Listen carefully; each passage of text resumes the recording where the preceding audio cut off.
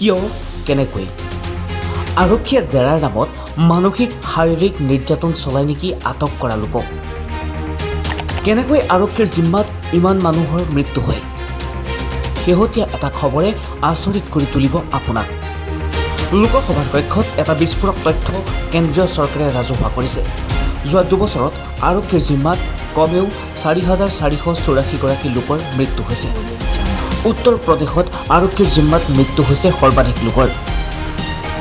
2021-22 চনত অসমত আৰক্ষীৰ জিম্মাত মৃত্যু হৈছে 22 জন ব্যক্তিৰ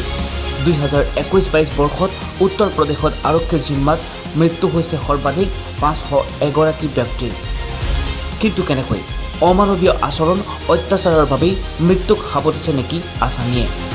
যদি সেয়াই হয় তেন্তে আৰক্ষীৰ জেৰাত অত্যাচাৰ এক নিয়মীয়া প্ৰথা হৈ থাকিব